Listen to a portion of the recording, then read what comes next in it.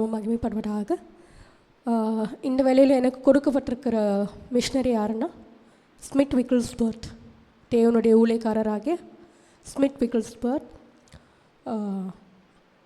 எனக்கு இவருடைய வாழ்க்கை குறித்து நான் பார்க்கும்போது எனக்கு ஆண்டவர் உணர்த்தின காரியம் என்னென்னா, எந்த மனிதனையும் மேன்மைப்படுத்த நம்ம தேவனால் கூடும்.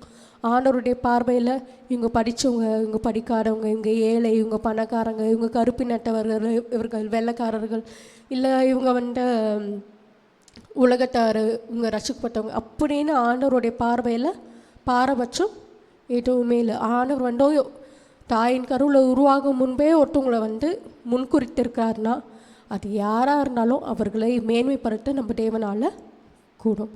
அப்போ இவர் பார்த்திங்கன்னா இங்கிலாந்து தேசத்தில் ஜூன் 10ஆம் தேதி 1859 பிறந்தாங்க. இவரை குறித்து நம்ம பார்க்குறதுக்கு முன்னால் ஒரு சின்ன வீடியோ கிளிப், அதாவது இவருடைய ரேர் வீடியோ, இவர் பற்றி பெருசாக வீடியோ கிளிப்ஸ் எதுவுமே இல்லை, ஆனால் ஒரு சின்ன வீடியோ கிளிப் மட்டும் இவரை எடுத்து ஒரு கம்பைல் மாதிரி பண்ணியிருக்காங்க. அந்த கிளிப் மட்டும் பார்த்துக்கலாம்.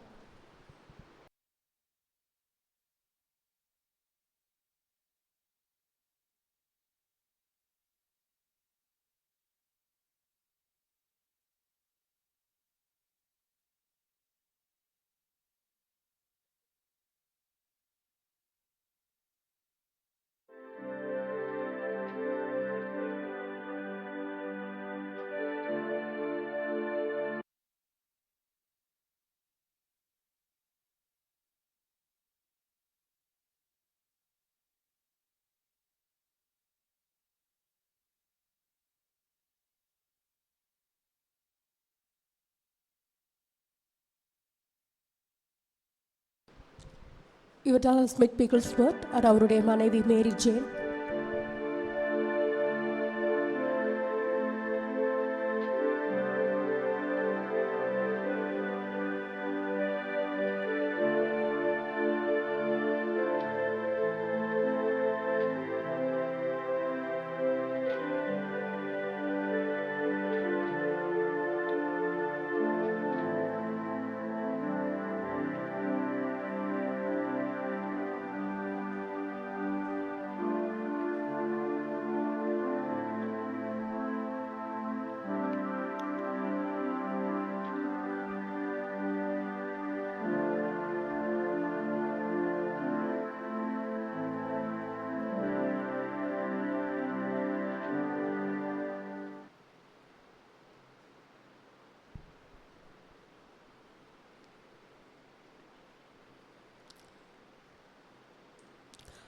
ஸ்மித் விக்கிள்ஸ்வர்த் பார்த்திங்கன்னா மற்ற ஊழியக்காரர்கள் மாதிரி இல்லாமல் இவர் கொஞ்சம் வித்தியாசமான ஒரு நபர்.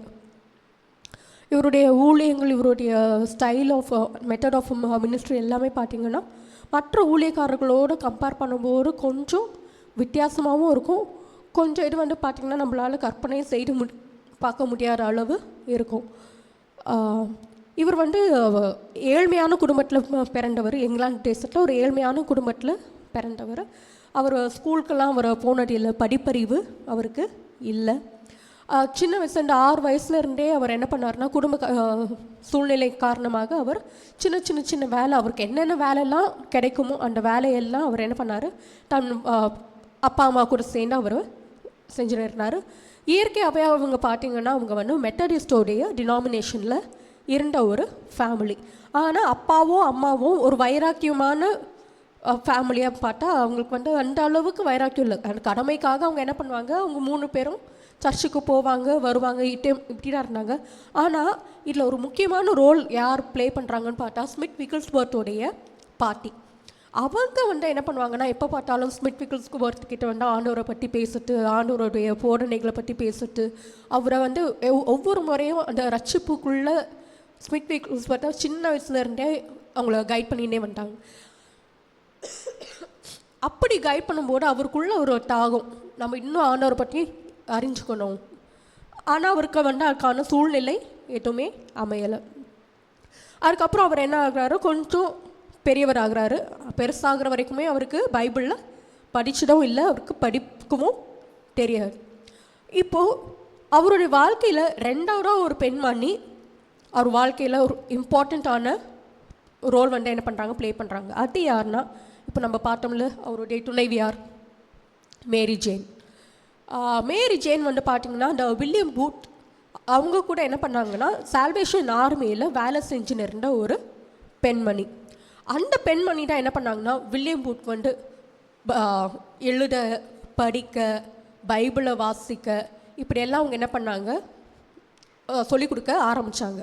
அப்போ நம்ம பெண்களால் கூடாத காரியம் நம்மளால் என்ன பண்ண முடியும், நம்ம பெரிய அளவில் நம்ம ஊழியம் செய்யலைனாலும் நம்ம குடும்பத்தில் இருக்கவங்க கிட்ட நம்மளால் முடிஞ்ச ஒரு சுவிசேஷத்தை நம்ம சொல்லும்போது அவங்க யாருமே என்ன பண்ணியிருக்க மாட்டாங்கன்னா, ஸ்மித் விக்கிள்ஸ்வொர்த் எதிர்காலத்தில் ஒரு பெரிய ஊழியக்காரராக வருவாருங்கிற அளவுக்கு அவங்க யாருமே அவங்க பாட்டியும் நினச்சிருக்க மாட்டாங்க, அவங்க மனைவியும் எதிர்பார்த்துக்க மாட்டாங்க. ஆனால் அவர் என்ன பண்ண ஆரம்பித்தார்னா, அவர் வில்லியம் பூத் அதுக்கப்புறம் அவங்க மனைவி மேரி ஜேன் இவங்க எல்லாம் சேர்ந்து என்ன பண்ண ஆரம்பித்தாங்கன்னா அந்த ஊழியத்தை எடுத்து செய்ய ஆரம்பித்தாங்க. நாளுக்கு நாள் அவங்க ஊழியம் என்ன ஆக ஆரம்பிச்சிட்டு பெருகி வர ஆரம்பிச்சிட்டு. ஸ்மித் விக்கிள்ஸ்வொர்த் வந்து பார்த்திங்கன்னா, நான் ஏன் அவரை வந்து ஒரு வித்தியாசமான மனிதர் அப்படின்னு சொல்கிறேன் அப்படிங்கிறேன்னா, அவருடைய கொள்கை எல்லாமே விசுவாசம் விசுவாசம் விசுவாசம். உனக்குள்ள முழு விசுவாசம் உனக்குள்ளே இருந்துச்சுன்னா உன்னால் எட்டு வேணாலும் பண்ண முடியும். அந்த விசுவாசத்தை இதில் என்ன பண்ணார்னா, அவர் கிட்டத்தட்ட 14 மரித்தவங்களை வந்து உயிரோடு எழுப்பியிருக்கிறாரு. கேன்சர் பேஷண்ட்ஸ் நிறைய பேருக்கு சுகத்தை அவர் கொடுத்துருக்கிறாரு. இது மாதிரி பல அற்புதங்களை அவர் இருந்த காலத்தில் நடைபெற்றதை நம்ம பார்க்கலாம். ஆனால் ஏன் வித்தியாசம் சொல்கிறேன்னா, எந்த பகுதி யாருக்கு அஃபெக்ட் ஆகிருக்கோ, இப்போ எனக்கு வந்து வயிறு வலி அப்படின்னு நான் போகிறேன்னா அவர் என்ன பண்ணுவார்னா அந்த வயிற்றுலேயே ஓங்கி ஒரு குத்து குத்துவார். இல்லைன்னா அவர் என்ன பண்ணுவார், அந்த வயிற்றுலேயே எட்டி ஒன்று விடுவார். இல்லையா பலாருன்னு என்ன பண்ணுவார், அரைவார். ஆனால் என்ன ஆகும்னா அவங்களுக்கு சுகம் கிடச்சிரும். அது மாதிரி தான் அவர் என்ன பண்ணார்னா நிறைய ட்ரீட்மெண்ட், அடிக்கிறது, குட்டுறது, இப்படி தான் பண்ணி என்ன பண்ணார்னா நிறையா பேரை வந்து சுகப்பட்டினார். அப்போ நிறைய பேர் கேட்டாங்க, இப்படி ஏற்கனவே அவங்க வந்து வேதனையில் வந்திருக்காங்க, அவங்கள போட்டு நீங்கள் இப்படி அடிச்சுக்கிட்டோம் குட்டிக்கிட்டோம் இருந்தால் அவங்களுக்கு வலிக்காடானா, அவரை என்ன சொன்னார்னா, நான் வந்து அவங்கள அடிக்கலை, அவங்களுக்குள்ள கிரியை செய்கிற அந்த பிசாசை தான் நான் என்ன பண்ணுறேன், விரட்டுறேன் அப்படின்ட்டு இருப்பாங்க. அதுக்கப்புறம் ஸ்வீடன் தேசத்தில் ஒரு நாள் அவர் போயிருந்தப்ப அங்கேருந்து அவங்க என்ன பண்ணாங்கன்னா, நீங்கள் யார் மேலேயும் கை வைக்காதீங்க, நீங்கள் யார் மேலேயும் கை வைக்காதீங்க. அப்புறம் இவர் என்ன பண்ணார், நான் யார் மேலேயும் நான் கை வைக்கல, ஆனால் கார்ப்பரேட் ப்ரேயர் பண்ணலாம் அப்படின்னு ஃபஸ்ட்டு கார்ப்பரேட் ப்ரேயரை இன்ட்ரடியூஸ் பண்ணது யாருன்னா ஸ்மித் விக்கிள்ஸ்வொர்த். அப்போ அவர் கார்ப்பரேட் ப்ரேயர் அப்படின்னா என்னன்னா, அவங்கவுங்க என்ன பண்ண ஒரு செயின் ப்ரேயர் மாதிரி பண்ணலாம், இல்லைன்னா அவங்கவுங்க தலை மேலே கையை வச்சு ப்ரேயர் பண்ணுறது. அதுக்கப்புறம் அபிஷேகத்தால் ப்ரேயர் பண்ண ஹேண்ட் கர்ச்சீஃப்ஸ், இதை என்ன பண்ண ஆரம்பித்தார்னா அது மூலமாக நிறைய பேரை வந்து சுகமாக்குனார். அப்போ அவர் 87 இயர்ஸ் வரைக்கும் அவர் என்ன பண்ணார்னா அந்த கடைசி தருணம் வரைக்குமே அவர் ஊழியம் செய்து கொண்டிருந்தார். அதே போல் பார்த்திங்கன்னா அவர் உயிரோடு இருந்த நாள் வரைக்கும் அவரால் ஏற்பட்ட அற்புதங்கள் அது எல்லாமே அதிகம். அவருக்கு 5 பிள்ளைகள். 5 பிள்ளைங்களும் இப்போ ஆண்டவருடைய ஊழியத்தை, அதாவது அடுத்த ஜென்ரேஷன் பேட்டி அவங்களாம் இப்போ இந்த ஊழியத்தை எடுத்து நடத்துகிற அளவுக்கு ஆண்டவர் என்ன பண்ணியிருக்காங்கன்னா அவங்களுடைய முழு குடும்பத்தையும் ஆண்டவர் என்ன பண்ணியிருக்காரு, ஆசீர்வதிச்சிருக்கிறாரு.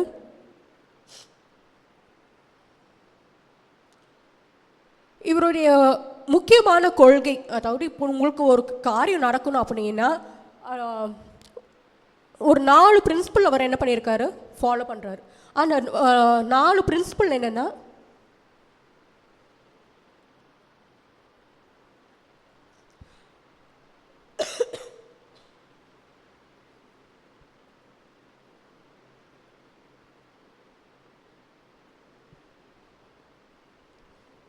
There are 4 principles.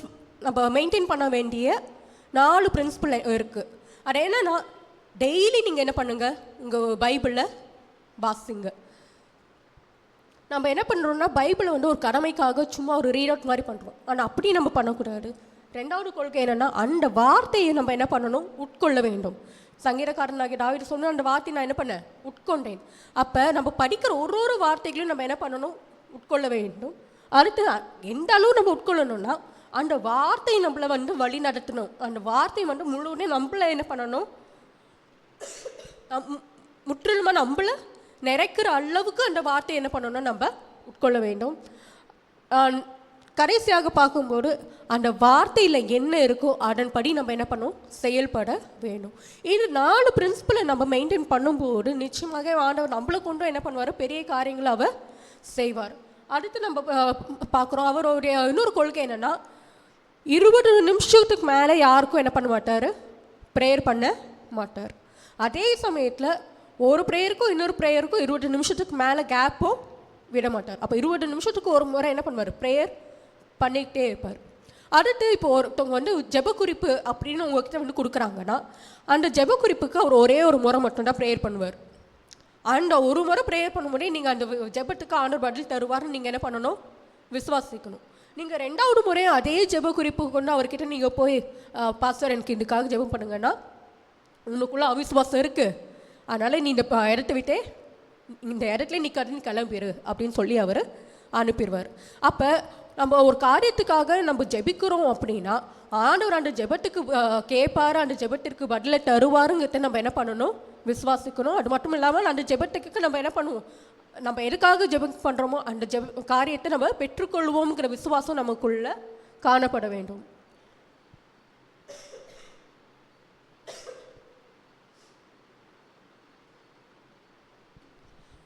அடுத்து பார்க்கும்போது நம்ம என்ன பண்ணணும், நம்ம எந்த காரியம் செய்யட்டா இருந்தாலும் அதில் ஆண்டவருடைய சித்தம் இருக்கா அப்படிங்கிறத நம்ம என்ன பண்ணணும், பார்க்கணும்.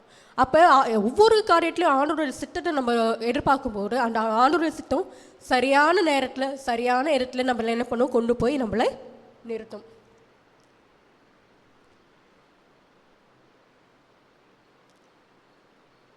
அதனால் ஆண்டவர் என்னை எப்படி பயன்படுத்த போகிறாரு, நம்ம வாழ்க்கையில் ஒன்றுமே இல்லையே, எனக்கு படிப்பு இல்லையே, எனக்கு அறிவு இல்லையே, என்னால் ஒன்றுமே எதுக்குமே நம்ம பிரயோஜனமே இல்லை அப்படிங்கிற நினைப்பில் நீங்கள் இருந்தீங்கன்னா,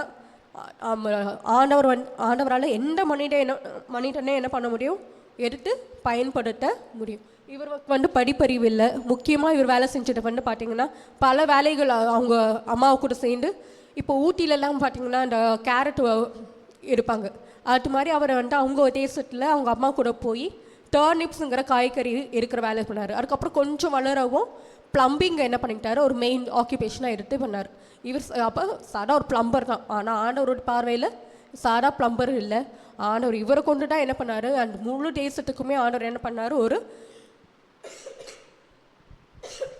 முழு தேசத்துக்குமே ஆண்டவர் ஒரு எழுப்புதல் தந்தார். அந்த தேசத்துக்கு மட்டும் இல்லாமல் அவர் பல தேசங்களுக்கும் ஆண்டவர் என்ன பண்ணார், அவர் ஒரு சாட்சியாக எடுத்து அவர் பயன்படுத்தினார். அதே போல் நம்ம தேவனும் நம்மளையும் அவர் எடுத்து பயன்படுத்த அவர் வல்லவராக இருக்கிறார். ஆனால் உங்கள் விசுவாசத்தை மட்டும் நீங்கள் விடாமல் இருங்க.